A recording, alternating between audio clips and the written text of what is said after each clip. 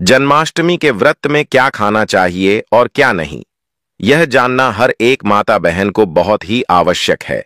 क्योंकि कुछ माता बहन ऐसी होती है जो व्रत रख लेते हैं, पर उनका व्रत की कुछ चीज ऐसी होती है जो भूलकर भी नहीं खानी चाहिए। क्योंकि अगर आप इन चीजों का सेवन कर लेते हैं तो आपको कोई भी फल की प्राप्ति नहीं होती।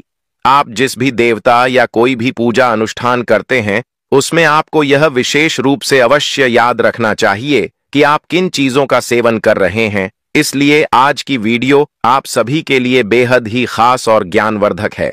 माताएं एवं बहनों, अगर आप माता लक्ष्मी की कृपा प्राप्त करना चाहते हैं तो इस वीडियो को आप एक लाइक जरूर ही कर दें और हर एक भारतीय नागरिक को इस वीडियो को जरूर शेयर करें और कमेंट बॉक्स में जय श्री कृष्ण, जय माता लक्ष्मी अवश्य ही लिख दे। जो ऐसा करेगा उसके जीवन से सभी दुखों का नाश हो जाएगा। माता बहनों, आज की वीडियो देखना आपके लिए बहुत ही खास और ज्ञानवर्धक होने वाला है, क्योंकि आज की वीडियो में हम बताने वाले हैं कि आपको जन्माष्टमी के दिन कौन सी चीजों का सेवन करना चाहिए और कौन सी चीजों का सेवन आपको भूल करके भी नहीं करना चाहिए। माताएं बहनों, आप सभी को हम बताना चाहेंगे कि जन्माष्टमी के व्रत में ऐसा होना चाहिए। आहार जन्माष्टमी के व्रत को व्रत राज कहा जाता है और इस व्रत में खानपान के कुछ विशेष नियम होते हैं जिसका पालन हर व्रत के लिए करना अनिवार्य होता है। जन्माष्टमी का व्रत कुछ लोग बिना जल के यानी निर्जला रखते हैं, तो कुछ लोग दिन भर उपवास रखकर शाम के वक्त फलाहार कर लेते हैं। वहीं कुछ लोग ऐसे होते हैं जो दिन में 2 बार फलाहार करके भी जन्माष्टमी का व्रत कर लेते हैं। जन्माष्टमी के दिन हर घर में बहुत काम होता है। कान्हा जी का भोग लगाने के लिए तरह तरह के पकवान बनाए जाते हैं। लोग अपना घर सजाते हैं, तो ऐसे में व्रत करने पर आपका शरीर कमजोर पड़ सकता है। इसलिए आज हम आपको बताने जा रहे हैं व्रत के खानपान को लेकर ऐसी चीजें जो आपको ऊर्जा देंगी और आपका व्रत भी पूर्ण माना जाएगा। इसके लिए आपको कुछ ऐसा आहार लेना चाहिए कि जो अल्प भी हो और ऊर्जा से भरपूर हो। इसके लिए व्रत शुरू करने से पहले आपको 1 मुट्ठी बादाम या फिर अखरोट खा लेना चाहिए। इससे आपको जरूरत भर की एनर्जी भी मिलेगी और आपका इम्यून सिस्टम भी कमजोर नहीं पड़ेगा। माताएं बहनों, आप सभी को यह बताने से पहले कि जन्माष्टमी के दिन आपको किन चीजों का सेवन करना है और किन चीजों का आपको सेवन नहीं करना है, उससे पहले आपको यह जानना बेहद की जरूरी और खास है कि इस वर्ष में जन्माष्टमी का पर्व कितनी तारीख को मनाया जाएगा। चलिए पहले यह जान लेते हैं कि कितनी तारीख को जन्माष्टमी का पर्व मनाया जाएगा। उसके बाद हम जानेंगे जन्माष्टमी के दिन आप भूलकर भी कुछ ऐसी चीज हैं जो आपको नहीं खाना चाहिए, नहीं तो आपके घर पाप लग सकता है, आपका जीवन कष्टकारी हो सकता है। इसलिए माताएं एवं बहनों, आपसे हाथ जोड़कर निवेदन है कि इस वीडियो को आप पूरा ही देखें। चलिए जान लेते हैं। श्री कृष्ण जन्माष्टमी की डेट को लेकर ना हो कंफ्यूजन, सही डेट और शुभ मुहूर्त। वर्ष 2025 में श्री कृष्ण जन्माष्टमी की डेट को लेकर लोग अधिक कंफ्यूज हो रहे हैं। कुछ लोग श्री कृष्ण जन्माष्टमी 15 अगस्त की बता रहे हैं, वहीं कुछ जानकार श्री कृष्ण जन्माष्टमी 16 अगस्त जन्माष्टमी डेट को मनाने की बात कह रहे हैं। आइए इस लेख में हम आपको हिंदू पंचांग के अनुसार बताएंगे कि जन्माष्टमी किस तारीख को मनाई जाएगी। 2025 प्रत्येक वर्ष भाद्रपद माह के कृष्ण पक्ष की अष्टमी तिथि पर भगवान श्री कृष्ण जन्माष्टमी का त्योहार बेहद उत्साह के साथ मनाया जाता है। इस दिन लड्डू गोपाल की पूजा की जाती है और व्रत करने का विधान है। धार्मिक मान्यता है कि भाद्रपद माह के अष्टमी तिथि पर भगवान श्री कृष्ण का अवतरण हुआ था। चलिए जानते हैं श्री कृष्ण जन्माष्टमी की डेट और शुभ मुहूर्त के बारे में कब है। श्री कृष्ण जन्माष्टमी 2025 शुभ मुहूर्त पंचांग के अनुसार भाद्रपद माह के कृष्ण पक्ष की अष्टमी तिथि की शुरुआत 15 अगस्त 2025 दिन शुक्रवार को रात 11:49 पर होगी।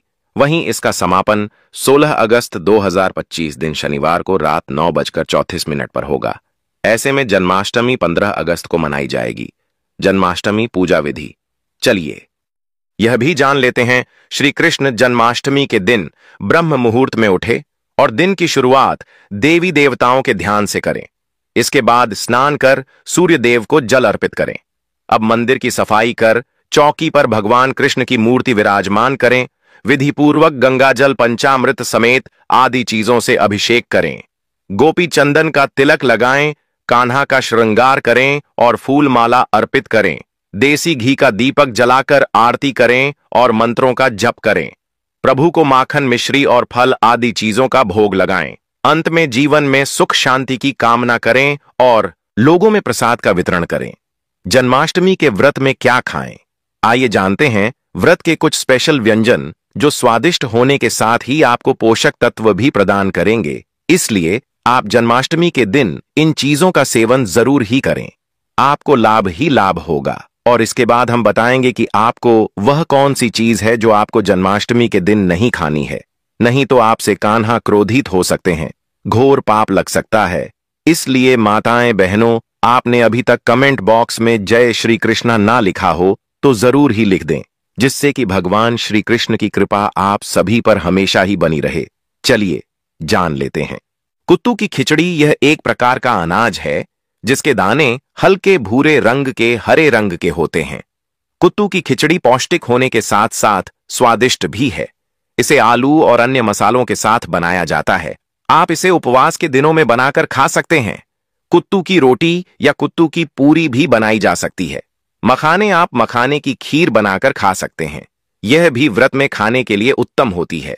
मखाने में लो कैल्शियम और फास्फोरस उच्च मात्रा में होते हैं, जिससे आपके शरीर को जरूरी पोषक तत्व प्राप्त होते हैं और इससे आपका पेट भी भरा रहता है। यह खाने में भी स्वादिष्ट लगती है। इसमें चीनी की मात्रा आप अपनी आवश्यकता अनुसार डाल सकते हैं। फलों का सेवन करना पूरे वर्ष लाभदायक होता है। फलों से आपको जरूरी ऊर्जा मिलती है। व्रत में फल खाए जा सकते हैं। आप चाहे तो अपने पसंद के फ्रूट से फ्रूट चाट भी बनाकर खा सकते हैं। फलों में आप अंगूर, सेब, जामुन, अनार फल खाएं या आपके पसंद के फल का चुनाव कर सकते हैं। साबूदाना उपवास के दौरान एक पसंदीदा व्रत का खाना है जिसे व्रत में अधिकतर लोगों द्वारा खाया जाता है। इसमें कार्ब्स या स्टार्च भरपूर होता है जो हमें ऊर्जा से भरने में मदद करता है। आप साबूदाना की खीर, साबूदाना की खिचड़ी, साबूदाना के पापड़ और भी बहुत कुछ बना सकते हैं। दूध का भी व्रत में सेवन कर सकते हैं और इसे कई रूपों के साथ प्रयोग कर सकते हैं। मिल्क शेक बनाकर पी सकते हैं। यह टेस्टी भी होते हैं और आपको हाइड्रेटेड भी कर देते हैं। केले, स्ट्रॉबेरी, खरबूजे जैसे फलों से बने मिल्क शेक आजमा सकते हैं। दही का प्रयोग करके फ्रूट्स के साथ ट्राई कर सकते हैं। इसमें सेब और अंगूर काट कर मिलाएं और इसका लुत्फ उठाएं। इसमें एक चम्मच शहद डालें, यह इसके स्वाद को दोगुना कर देगा। सिंघाड़े के आटे का समोसा चाय के साथ इस नाश्ते को ट्राई कर सकते हैं। इसे उपवास सामग्री जैसे सिंघाड़े के आटे, सेंधा, नमक और मसाले से बना सकते हैं। धनिये की चटनी के साथ इसे खाने का मजा लें। सूखे मेवे, आप सूखे मेवों को भी अपने व्रत के खाने में शामिल कर सकते हैं, जैसे किशमिश, खजूर, अखरोट, बादाम सभी अच्छे विकल्प हैं। इन्हें ज्यादा मात्रा में ना खाएं। आलू, व्रत में आलू एक बेहतरीन आहार है क्योंकि इसे कई तरह से पकाया जा सकता है, जैसे आलू, खड़ी आलू की सब्जी, खट्टे मीठे आलू, मूंगफली के दाने। यह उपवास करने वालों के लिए एकदम सही है। नारियल का आटा, नारियल और नारियल का दूध आपके उपवास की अच्छी सामग्री हो सकती है। नारियल का उपयोग विभिन्न व्यंजन, मिठाइयां बनाने में किया जा सकता है। नारियल के आटे से पैनकेक बना सकते हैं। नारियल के दूध की खीर बना सकते हैं। केला, अखरोट, लस्सी यह बहुत ही टेस्टी और पौष्टिक पेय है जो आपको दिन भर ऊर्जावान बनाए रखेगी। केला, दही, अखरोट और शहद या चीनी से इसे बना सकते हैं। जन्माष्टमी के व्रत में कौन सी चीजें नहीं खानी चाहिए? अगर आप इन चीजों का सेवन करते हैं तो आपको घोर पाप लग सकता है। इसलिए आपसे हाथ जोड़कर निवेदन है, प्राचीन जानकारी। चैनल का निवेदन है कि आप इन चीजों को भूल कर भी ना खाएं। यह आपके लिए लाभदायक तो नहीं होगा, पर इससे आपको घोर पाप लग सकता है। गाना आपसे नाराज हो सकते हैं। आपके जीवन में संकट, परेशानी और दिक्कतें आ सकती हैं। इसलिए आप इन चीजों का सेवन कभी ना करें। चलिए जान लेते हैं कौन सी है वह चीजें जिन सभी का आपको जन्माष्टमी के दिन भूलकर भी नहीं करना है। अनाज और गेहूं। अनाज और गेहूं व्रत में नहीं खाने चाहिए। अनाज और गेहूं शरीर को ताकत देते हैं, लेकिन व्रत में इनका सेवन नहीं करना चाहिए। इनका सेवन करने से व्रत का उद्देश्य पूरा नहीं होता है। मांस और मछली। मांस और मछली व्रत में नहीं खानी चाहिए। मांस और मछली तामसिक भोजन है और व्रत में इनका सेवन नहीं करना चाहिए। इनका सेवन करने से व्रत का उद्देश्य पूरा नहीं होता है। प्याज और लहसुन व्रत में नहीं खाने चाहिए। प्याज और लहसुन तामसिक भोजन है और व्रत में इनका सेवन नहीं करना चाहिए। इनका सेवन करने से व्रत का उद्देश्य पूरा नहीं होता है। तामसिक भोजन व्रत में नहीं खाना चाहिए।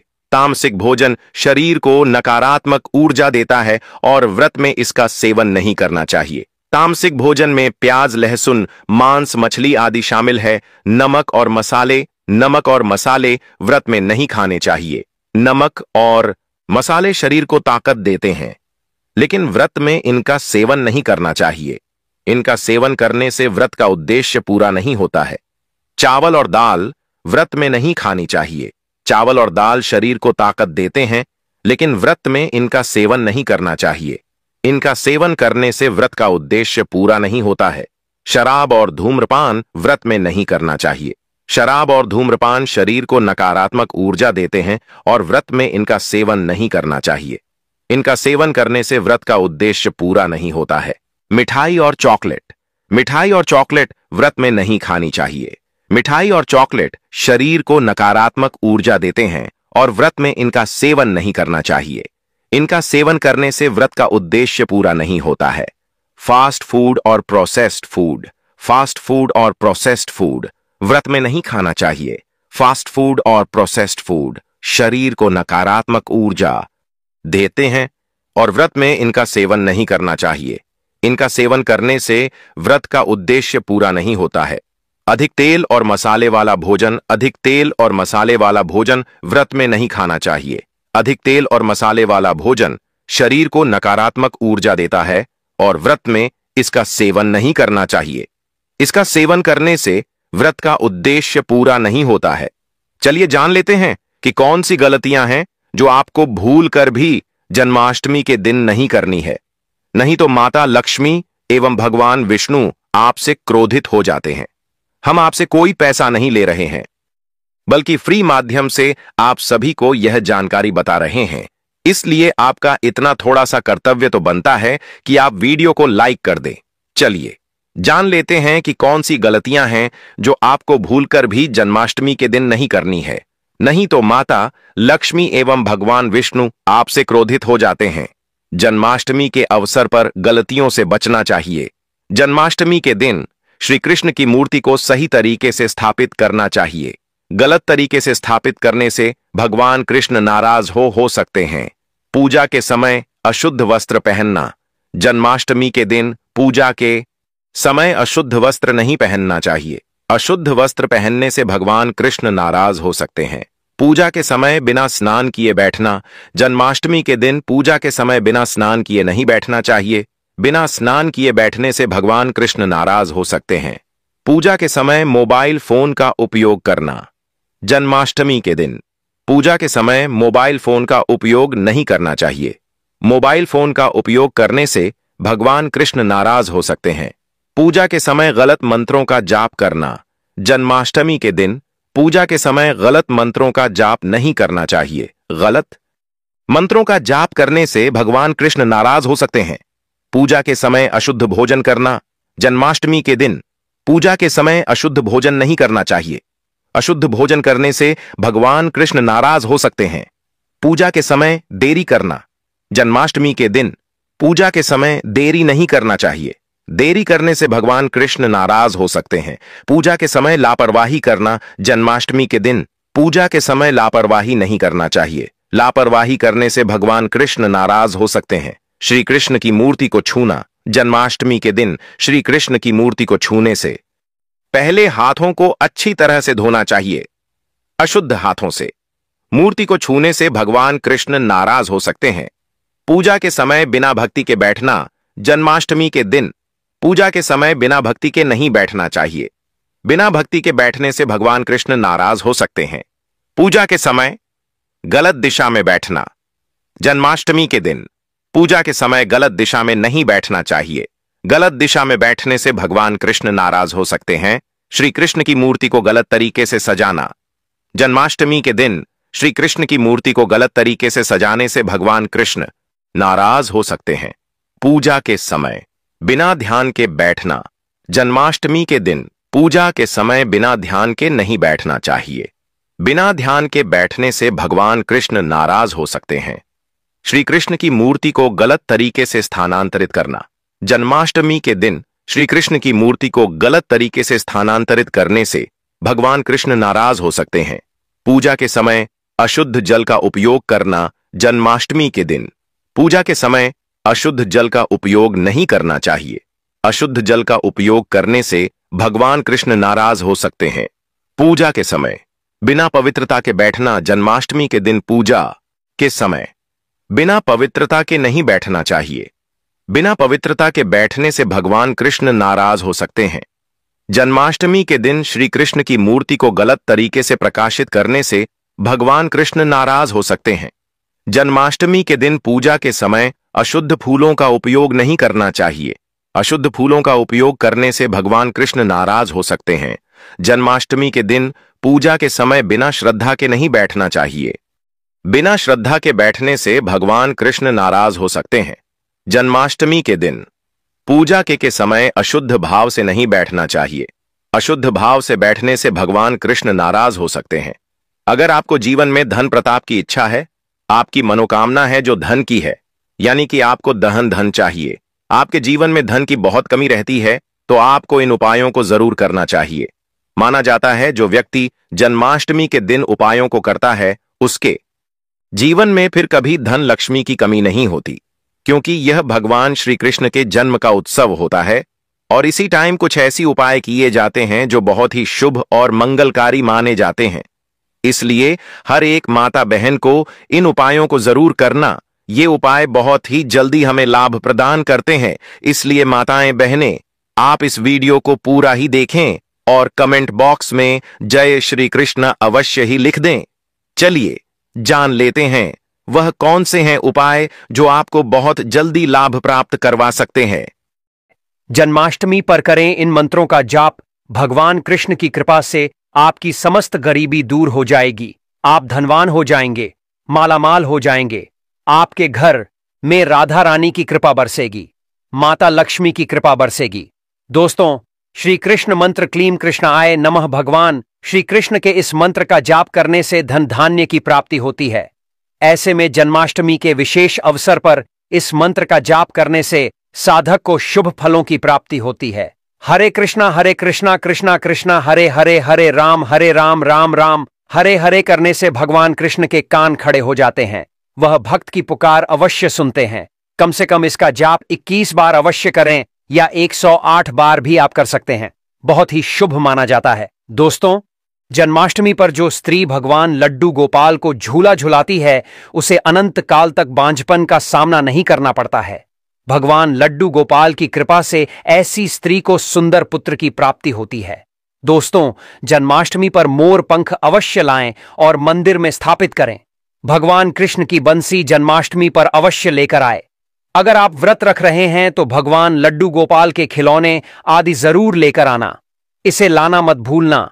और जन्माष्टमी पर कौड़ियां आप ला सकते हैं। भगवान कृष्ण की स्थापना कर सकते हैं। इस दिन गलती से भी किसी भी व्यक्ति को गिफ्ट के तौर पर भगवान कृष्ण को उपहार में कभी मत देना। इससे घर की लक्ष्मी रुष्ट हो सकती है। जन्माष्टमी पर सोने, चांदी, तांबा, पीतल की खरीदारी कर सकते हैं। शुभ माना जाता है जन्माष्टमी पर पालना अवश्य लेकर आना। इसमें लड्डू गोपाल जी झूला झूलेंगे। दोस्तों, जन्माष्टमी पर तुलसी माता के सामने भगवान कृष्ण के 4 नाम जैसे गोपाला, गोविंदा, देवकी नंदन और दामोदर पुकारे और साथ ही ओम नमो भगवते वासुदेवाय नमः मंत्र का जाप करें। ऐसा करने से सभी समस्याएं दूर हो जाएंगी। माता तुलसी आपके घर को धन धान्य से भर देंगी। जन्माष्टमी के दिन भोग में मक्खन के साथ तुलसी दल जरूर डालें और वह भगवान कृष्ण को अर्पित करें।